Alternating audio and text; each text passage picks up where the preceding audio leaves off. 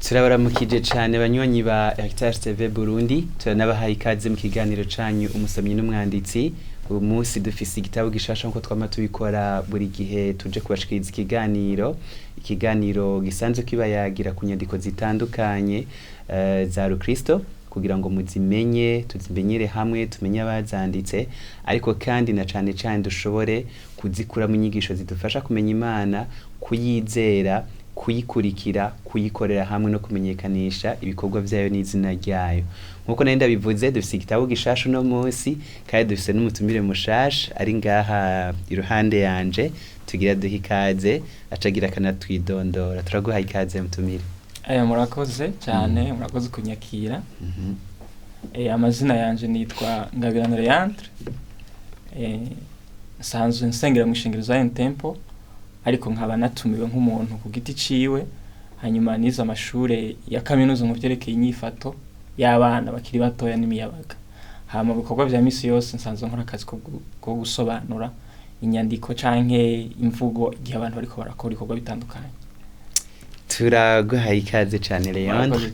Ego, mbega tugiye kuganira ku gitabo citwa gutega Léandre. Igitabo tuganira ko ni igitabo kivuga ivy'ivugabutumwa citwa Ubutumwa niki. Canditswe nande? Canditswe n'umuntu yitwa Greg Gilbert. Ninde nawe? Greg Gilbert n'umukozi w'Imana arongoye ishengero mu gihugu ca Amerika canke ico tuzi nka Etazini, muri leta yitwa Kentucky mu gisagara ca Louisville. Ego. Yize amashure ku University ya Yale, hama atangura gukora ibikorwa vy'Imana mu mashengero atandukanye. Hama kuva muri 2010 ahamagorwa kurongora ishengero y'Abaptiste mu gisagara ca Louisville, ahasanzwe ari umwungere mukuru w'iryo shengero. Wow, okay. Igitabo atubiye ko citwa Ubutumwa bwiza niki canke What is the Gospel, gisanzwe kiri mu Congereza. Bega mwijambo rimwe cyane mu majambo abiri. Umuntu atarasoma iki gitabo, kivuga iki gitabo ga Léandre? Igitabo kivuga ikintu kiryoshe cyane dukuye kwibukanya kenshi, yuko ubutumwa bwiza atari ingeso nziza canke amasezerano, ariko ari gukira icaha biciye mu kwizera no kwihana, twizera Yesu Kristo bikavamo kuba umuntu mushasha muri twebwe. Wow.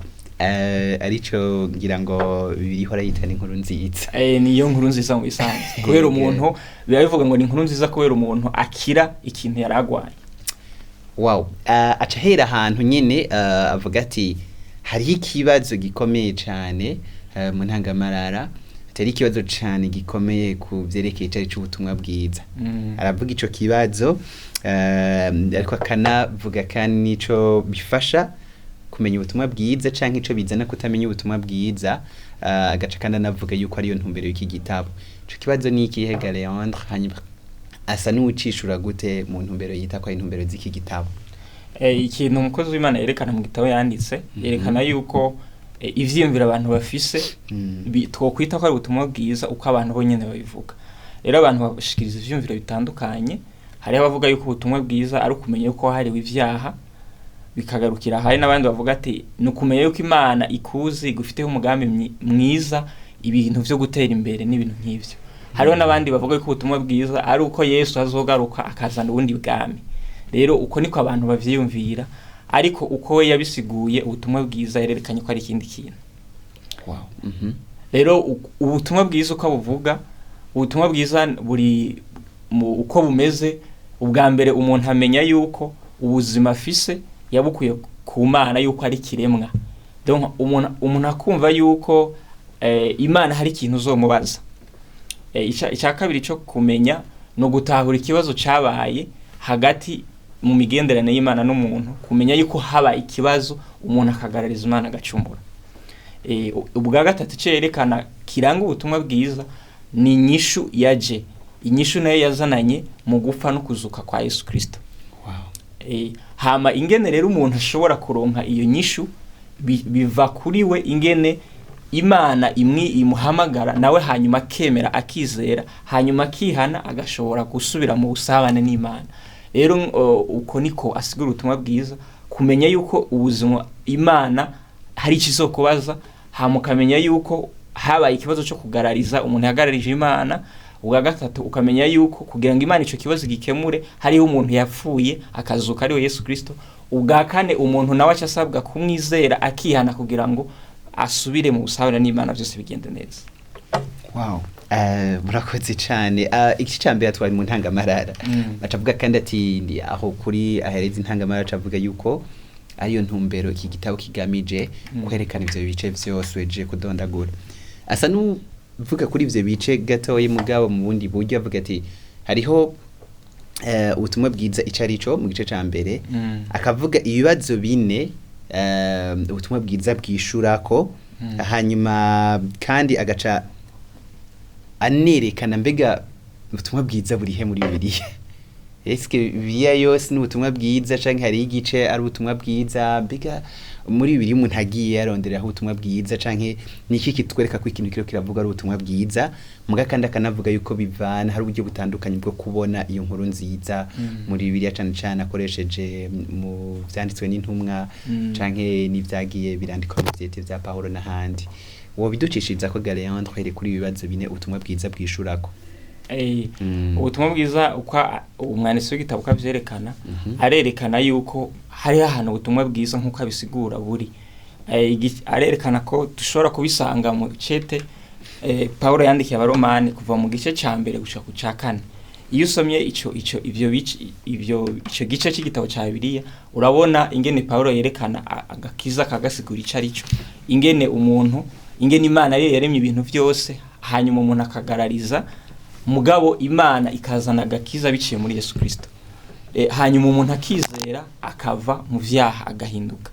Rero nico umukozi w'Imana agerageza kwerekana uko yandise ico gitabo yishura ibibazo bitandukanye umuntu yibaza kuva mwiremwa n'ingene umuntu yagiye aracumura hama agashaka kugaruka mu Mana. Wow. Arerekana neza atanze novuga gute detaye idonido gato ako kandi cavuga ati si muri mu cete Paulo yandikiye abaroma gusa turashaka gusanga n'ahandi ubutumwa bwiza ati mugabo mu yindi nyubako mu yindi structure ati mugiye ibintu bigumamwo avuga gute naho mbega atari ko avuga mu baroma ahandi tugiye nko mu gitabo Petero yanditse cyane Petero yavuze mu zakozo n'intumwa dushobora kubona mu butumwa bwiza gute vyayibazo bine bigaragara mu gutega Léandre. Ahandi yerekana ningene umuntu ashobora kuvuga ubutumwa bwiza ko ahantu umuntu avuga ubutumwa bwiza ko hahinduka. Turabona mu gitabo cy'ibyakozo n'intumwa 17 kubera ku 24 gushaka ku 34 gutyo. Igihe Paulo yagiye i Korinto agahura n'abandi bantu bafise yindi mico.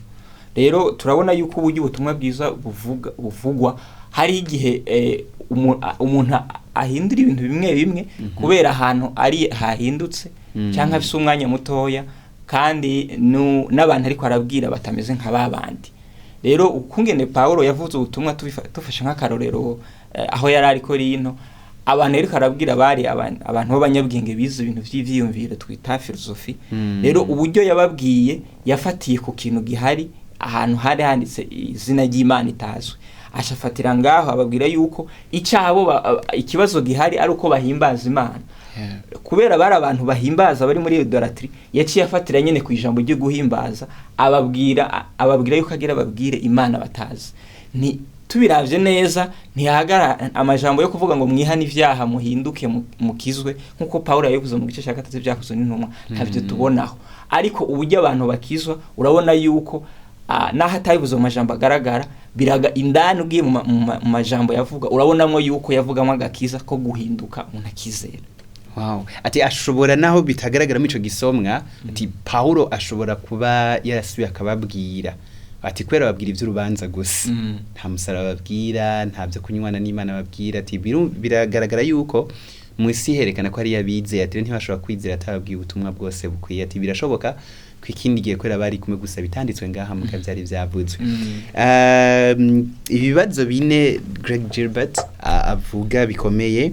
Icambere avuga ati ikibazo cambere ubutumwa bwiza bwishurako aho tubusanze hose ni mbega ninde yaturemye, mbega ninde agenga ubuzima bwacu, ninde afise ububasha bwo kutubaza uko turiko turabaho. Icakara akavuga ati mbega nikihe kibazo cacu wari wabivuze nihe ngorane yacu ati mu yandi majambo turi mu bibazo mbega ni kubera iki turi mu bibazo hanyuma ati ikibazo ca gatatu iki gitabo canke ubutumwa bwiza bwishurako ati mbega nihe nyishu Imana yatanze kuri ico kibazo ati yabigenjeje gute canke yakoze kugira ngo dushobore gukizwa canke gukira ico kibazo avuga ati rero ikibazo ca kane ni gute jewe ahandi ubunyene nshobora kuja muri uwo mugambi w'agakiza Imana yashoboje yatanze muri iyo nyinshi Imana yatanze ca duhera hanyene ku kibazo ca mbere avuga ati hari ikintu gikomeye dutegerezwa kubanza kumenya cyo guherako igihe umuntu agomba kuvuga ubutumwa bwiza ni 2 canke 3 ku Mana umuntu akwiye kumenya kugira ngo ashobore gutangura kuvuga ubutumwa bwiza canke kubumenya ivyo ni 3 canke 2 canke 3 umuntu akwiye kumenya ku Mana Léandre nibihe kugira ngo atangure kuvuga ubutumwa bwiza canke kubumenya kuvuga ubutumwa bwiza ni ikintu novuga umuntu akwiye kumenya imbere yuko avuga rero nkuko umwandisi w'igitabo yabivuze ikintu umuntu avuga ubutumwa akwiriye kumenya no kumenya yuko Imana ari yo muremyi rero ivyo biratwigisha ikintu gikomeye bitwereka yuko nk'ibintu duharanira uburenganzira byo twita amatwa ibintu bitandukanye liberté tuvuga umwana w'umuntu avuga ati ndakeneye kwidegemvya iyo dutahuye yuko Imana ari yo yaturemye igihe twumvise ubutumwa bwiza dutahura yuko ivyo Imana yaturemeye ngo tugire canke uburyo yaturemeye ngo tubeho ari umwidegemvyo dukwiye kubamo rero ico kiri mu bintu vy'imbere umuntu avuga ubutumwa akwiye kumenya kugira ngo n'abantu abafashe kutahura yuko burya Imana ariyo yabaremye hari ukuntu yagenye ko babaho ikindi avuga kirimwo nk'ibintu nka bibiri no kumenya yuko Imana ari yera kandi ikunde kugororoka Imana irera kandi iragororotse rero ivyo navyo biratwigisha yuko umuntu adakwiye kumenya Imana igira imbabazi iharira ivyaha gusa ariko akwiye kumenya nuko Imana imusaba kuhinduka akayubaha akagororoka naho umuntu akijijwe adashagororoka ngo ibyaha byose bihere ariko akumva yuko kubera namaze gukizwa nkibana n'icyaha amahoro ngo sinzirane naco binshikiye ndasaba imbabazi hama nkatunganya ubuzima bwanje rero ivyo bintu bibiri biradufasha kumva yuko hari ubuzima bwo guhinduka duhamagariwe kubamo wow ni Imana yaturemye gucyo irafise uburenganzira bwose kutubwira uko dukwiye kubaho ni Imana yera kandi igororotse gucyo iduhamagarira kugororoka kandi nta kintu na kimwe bibana canke ni muntu babana atagororotse ati mugaho nyene ho hari kibazo ku rundi ruhande naho umuntu yararemwe umuntu ntiyera ntagororotse ndacabi ikibazo cyo guhura niyo Mana acavuga ati hari ikibazo gikomeye ku muntu afitanye n'Imana canke abantu bose bafitanye n'Imana uraza kutubwira ico kibazo cari ico agaca navuga n'ibintu abantu bakunda kwitiranya n'ivyaha kandi icaha ni iki ubwo baravuga ico kibazo abantu bafitanye n'Imana ngo ubwa kabiri haravuga ibintu abantu bitiranya canke bakunda kwita icaha ubituganirira ko nabwo Léandre umwandisi w'igitabo arabandanya bisigura rero hatwereka yuko ikibazo cahabaye muri rusange mu majambo makeya nuko abantu bagararije Imana bose biciye mu muntu tuzi Imana ari mu kambiri yitwa Adamu rero Bibiliya ivuga mu Roma 3 ngo twese twaracumuye ntitwashikira ubwiza bw'Imana rero ico nico kibazo hanini gihari nico hanini gihari ibindi byose biva ngaho rero ubujya bisigura arerekana yuko hari igihe twitiranya ibintu bimwe bimwe ugasanga turondera inyisha hatariho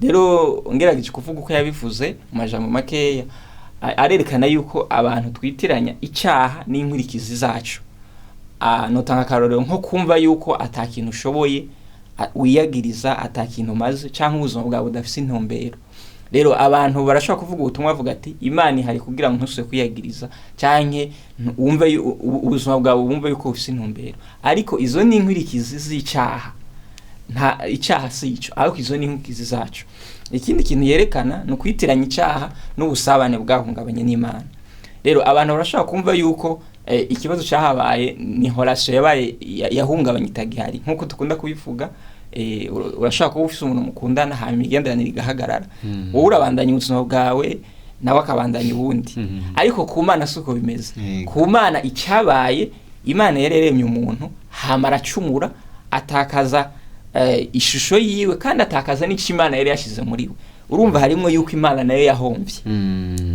Rero ivyo ni ibintu dukwiye kumenya, tukamenya yuko tudakwiye kubifata uko nyene. Ikindi yavuze ni kwitiranya icaha n'ivyaha. Rero arerekana yuko icaha nkuko mu banyesoka bitubibona, abantu bose baracumuye. Rero ico dukwiye kumenya ni icaha, no kuvuga ngo ni kuriya kononekara imbere k'umuntu, ni ico umuntu ari ni kamere kandi umuntu yagize kubera kugarariza Imana. Hama ivyaha navyo ni bijya vyamwa bica biza kuyo kamere mbi. Rero ico nico dukwiye gutahura yuko burya ikindi Imana idukiza sukwiba canke kuja kwica canke kuja kubesha, ariko idukiza hariya ivyo bintu bironkera imizi, uwo muzi nyene utuma bibaho. Nka kurya uranduye igiti ivyamwa bica bihava navyo nyene.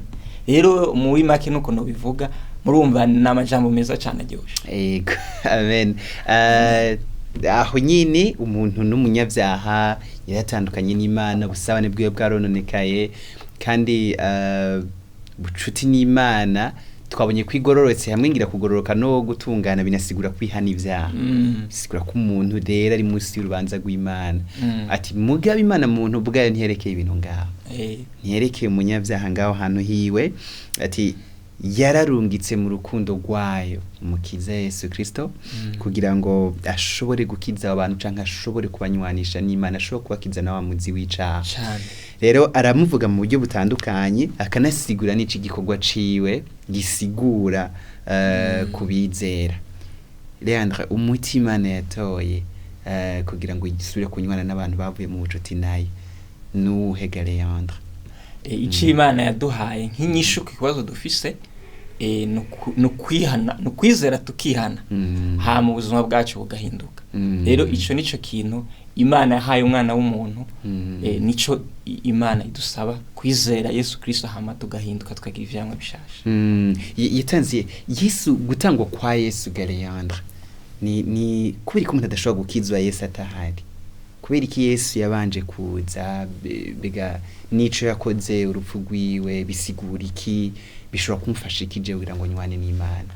Uburyo Imana yabikoze kuva umuntu akigwa mu caha, yaravuze yuko umuntu azogera igihaho nyanga Satani ku mutwe nawe akamukomora ku gatsintsiro. Urubuto rwa wa mufasoni. Mu turayibona mu itanguriro 3:15. Rero Imana kuva umuntu agicumura ntiyatevye kwerekana yuko izoza gukiza umuntu. Turayibona kandi mu majambo abavugishwa bagiye baravuga, nka Yesaya avuga yuko hazoza umwami ubutware buzoba ku bitugu vyiwe. Turabona kandi muri Luka igice ca mbere marayika aza kubwira Mariya yuko azovyara umwana ari azocungura abantu akabakiza. Turabibona kandi n'abandi bavugishwa bagenda barabivuga bavuga yuko hariho umuntu azoja ku ngoma ya Dawidi. Na Yohana yaravuze ngo ijambo yigize umuntu abana natwe. Rero uko niko Imana yagirerekana ingene izoza ni nyishu kugira ngo abantu bakire. Rero n'umuntu ni Imana yenyene yaje ariko yigira umuntu, niko tubivuga ngo ijambo yigize umuntu abana natwe. Rero n'umuntu ni Imana yenyene yaje ariko iza mu buryo bw'umuntu kugira ngo ishobore kubana natwe, hama twizere. N'umuntu mugabo yaje Yesu ubundi yari umuntu ku isi, ariko yari Imana ije gukiza abantu ivyaha. Wow. Urupfu rwa Yesu Kristo aho yaraje, sivyo? Urupfu rwa Yesu Kristo, igikorwa cyo kumusaraba, kuzuka kwiwe, kubera iki ataje ngo aca dukiza yene ayo bace twikirira, atarinze gupfa, atarinze kuzuka, tusa bisigura ko urupfu rwiwe je runkiza gutega Léandre. Urupfu rwa Yesu uburyo yapfuye kugira ngo umuntu akire, byasaba yuko Yesu apfa akamwitangira. Urumva rero gupfa no kuzuka kwa Yesu niyo nsinzi dufise. Ubundi ubutumwa bwiza samasezerano canke ivyamwa umuntu yama mu gakiza, ariko nuko wizera Imana ikaza imbere muri wewe, hama ukagira ivyamwa canke umunago nka kurya amashuri hakaza ukagira akandi ibindi vyamwa ku buzima bwawe. Rero urupfu rwa Yesu no kuzuka kwiwe niwo muzi canke nigo rufatiro rw'ubutumwa bwiza. Urumva Yesu iyaza akavuga ubutumwa gusa hama ntafe ngo azuke, Bibiliya ntiyari kuba muri twebwe. amajambo y'Imana ari guca banka ibintu by'ubwenge ariko nta buzima twari kugira kuko ubuzima buri mu gupfa no kuzuka. Haleluya. Amen. Donc abantu bo mu gice catanguriye abantu barapfuye bari mu vyawe wavuze igice ca kabiri c'abanyefeso. Sanze ntibashobora kuyikiza. Ntibashobora kwihindura. Ntibashobora kwivanamwo wa muzi w'icaha. Hanyuma mugabo Yesu Kristo araje hanyuma kumusaraba yikoreye vya vyaha. Urupfu rwiwe rusigura ngo abamwizeye ni nkaho ruriya rupfu rwa Yesu Kristo rubitirirwa. Paulo niwe avuga ngo nabambanywe na Kristo. Hanyuma rero iyo baze kubambwa ivyaha vyawe bikaba bibambwa agashobora kwambara kugororoka kw'Imana. Gashobora guhabwa ishusho bari baratakaje n'ubucuti n'Imana kandi. Hanyuma mu gupfa kwa Yesu Kristo harimo kandi n'urubanza rw'Imana gwari ku bantu mugabo Yesu yikorera biri tubwira ngo igihano gituhesha amahoro cabaye kuriwe. Donc urupfu rwiwe rusigura rero ngo ivyaha vyanje cagihano no hanywe kiri kuri Yesu Kristo. Donc impamvu ndiko ndavuga ibi ni kubera igice gikurikira kiratwereka ukuntu ibi bintu naho bikiri hari ukuntu ntavyakira ku giti ciwe. Urupfu rwa Yesu Kristo rusigura ibintu vyinshi. Yabaye ubuzima tutobayeho kugira ngo imbere y'Imana twitwa abagororotse atari ko ivyo twakoze cyangwa ko twabayeho. Koze ivyo tutokoze yagiye kumusaraba ivyo twari guhanwa twe kugira ngo abariwe abihanwa. Ibi vyose Léandre jewe binshika gute binshikira gute jewe nk'umukristo muri iki kinjana ibintu byo Yesu Kristo yakoze haciye imyaka 2000. Ndavyizera gute? Kwizera niki? Kwihana niki? Greg Gilbert abivuga gute? Ukabivuga aratanga itandukaniro riri hagati yo kwizera no kwihana. Yego. Kwizera ni kwisunga Yesu wenyene gusa. Yego. Ukamwizera ariko arasigura arekana yuko nka kujya umwana agiye ahantu bogera muri piscine kubera we atavyo abashoboye yizera umuvyeyi we muterura akamufata kandi akamuzigama kugira ngo ntashobore kugira ikibazo. Rero ukwizera natwe kuduha kumva yuko turi mu maboko y'Imana ariyo idufashe ukuboko ari tuzigamye tukumva yuko tubeshejeho tutakibeshaho. Ikindi asigura yuko ikwizera ari kuvuga ngo naratsindanishirijwe. Hari urubanza rwiza naciriwe. Urubanza rwo kugororoka kuko birivuga ngo umuntu ye yizeye Imana imuharura ko kugororoka nkuko birivuga mu Baroma kandi ngo Aburahamu yizeye Imana imuharura ko kugororoka kandi natwe dufise kwizera kwa Aburahamu. Rero iyo umuntu yizera abaciriwe urubanza rwiza aba ari umuntu agororotse atunganye. Ikindi yerekana ukwizera avuga yuko ari ingabire y'Imana. Mu Galatiya 2:16 uravuga ngo ukwizera ukugoroka ni kuva ku bikorwa vyiza. Rero ukwizera yerekana yuko ari ingabire Imana iduha tukitwa abantu bagorotse bivuye ku Mana bitavuye kuri twebwe. Bivuye ku cyo Kristo yakoze atari cyo twe yakoze. Turizera yuko yakiri ivyaha vyacu mu kwizera nawe akaduha kugoroka gwiyo twitwa abagorotsi dushaka kunywana na data ku bwa Yesu Kristo rwose. Hama kwihana ingana kivuga kwizera ni kuza ku Mana, kwihana naho ni kuva mu vyaha. Rero umuntu iyo yihanye bisigura ngo biriya bintu nahora nkora nabihevye. Rero niryo tandukaniro. Umuntu iyo yizeye ntibigarukira ngaho gusa ntaza ku Mana ariko araza ku Mana gaheba vya bintu Imana yanka imubuza. Ikindi aravuga yuko kwihana ntibisigura yuko vyose bica bigenda neza ariko uragira intege nke canke ugasubira inyuma ariko ivyo bintu iyo bishitse nta mahoro ugira birakubuza amahoro ugashusura ku Mana vya bintu bikavaho.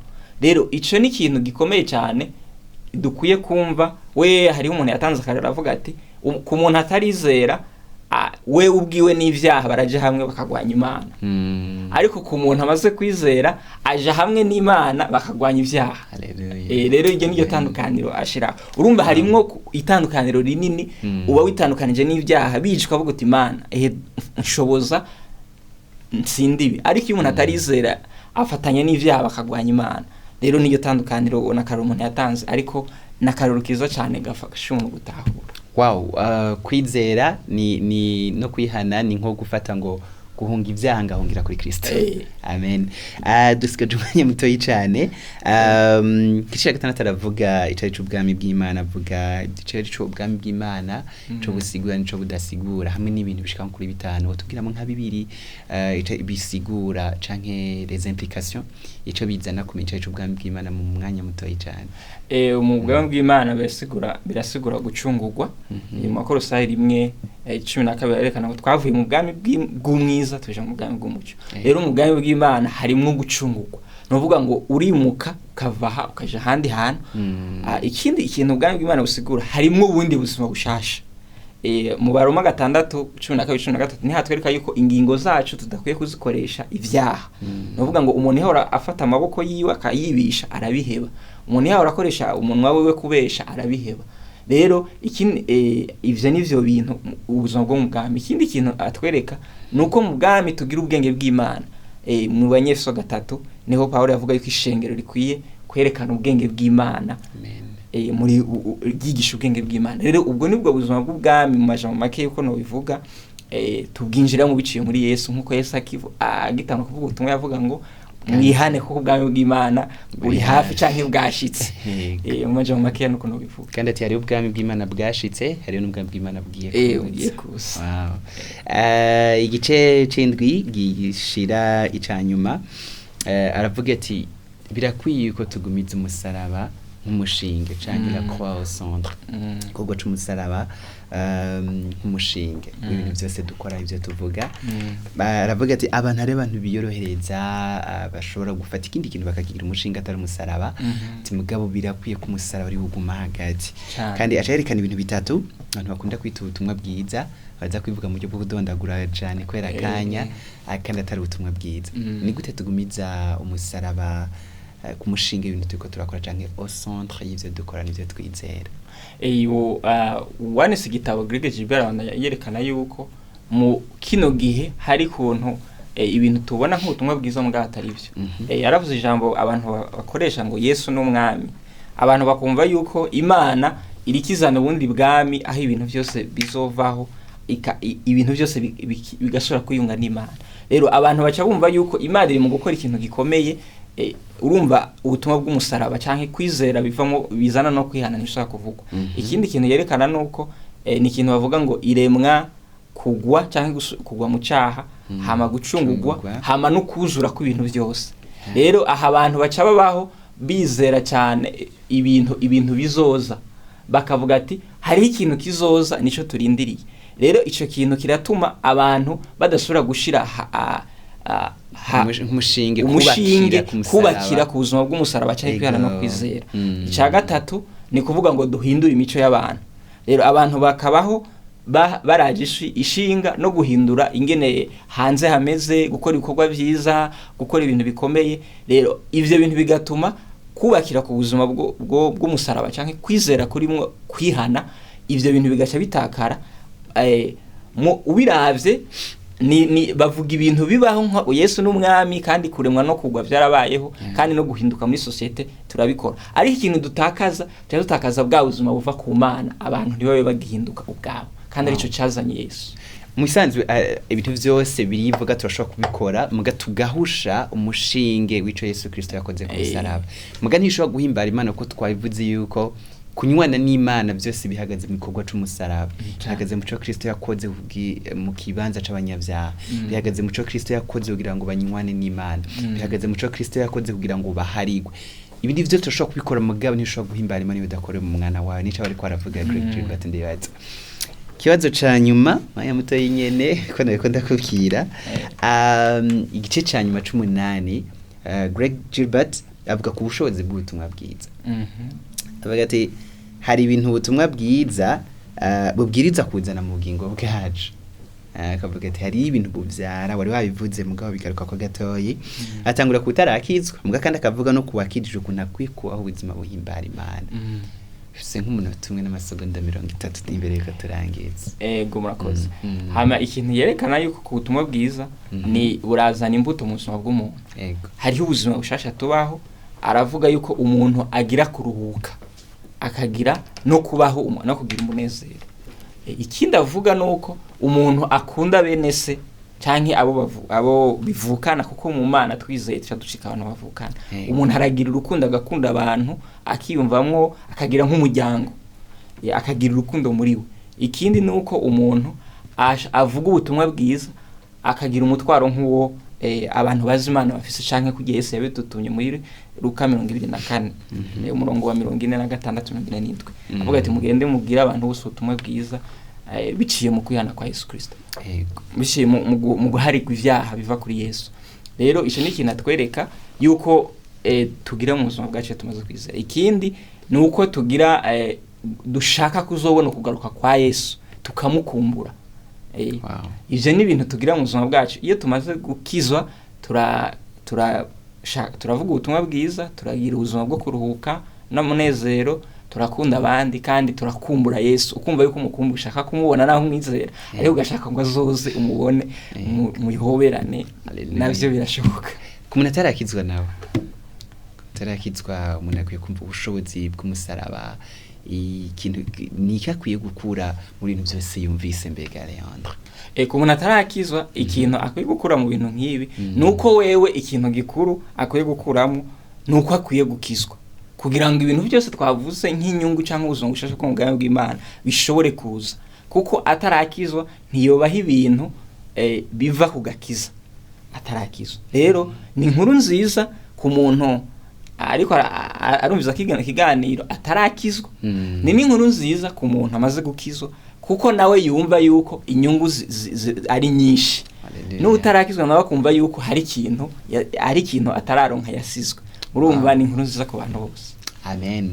Léandre, umunota umwe utugiriye impfunyapfunyo y'ibintu byose twumve. Twavuze ko iki gitabo cishwa ku bibazo 4, twavuze uwaturemye, ikibazo dufise, inyishu n'ibindi. Tugiriye incamake, subira tubwire incamake iki gitabo n'ico umuntu akwiye gutahana mu munota umwe. Ikintu umuntu akwiye gutahana ariko arumviza kino kiganiro, canke ushobora gusoma ico gitabo bishobotse, nuko Imana yaremye umuntu ari mwiza, hanyuma umuntu aracumura. Imana amaze gucumura kubw'urukundo dukunda, ntiyamuheba, ishiraho umugambi wo kumucungura biciye mu muntu yitwa Yesu Kristo, ari we muntu Mana uko no bivuga. Tumaze kumwizera tukagira ubuzima bushasha, tukabaho tugororotse, kandi dukora ibikorwa bimuhesha icubahiro. Rero ico nico umuntu akuramwo muri ico gitabo. Amen. Tugushimire cyane, turarangije. Murakoze namwe, n'umunezero kuba hano. Murakoze cyane. Nizere ko n'ikindi gihe uzoshaka kutwitaho niyo twakwikorako. Nukuri n'umunezero kubana namwe, kandi dusangiye ubuzima, dusangiye n'agakiza, dusangiye n'imibereho. Rero kuba hano n'umunezero, kandi mwakoze. Imana tugire neza. Amen. Yesu abwire neza, nawe ubandanye umererwa neza mu bikorwa byawe bitandukanye. Tukaba turangirije ngaho ikiganiro cyacu, twako turavugana ku gitabo What is the Gospel c'umwanditsi Greg Gilbert. Mwumvisemwo ibitandukanye muzoshobora gusoma kandi mukacagura. Tukaba tubashimiye ko mwadukurikiye, tukaba tubararikiye kuzosaba kudukurikira nk'aya mango, ariko imbere yaho mubandaye mukurikirana ibiganiro vya Heritage TV Burundi. Murakoze cyane.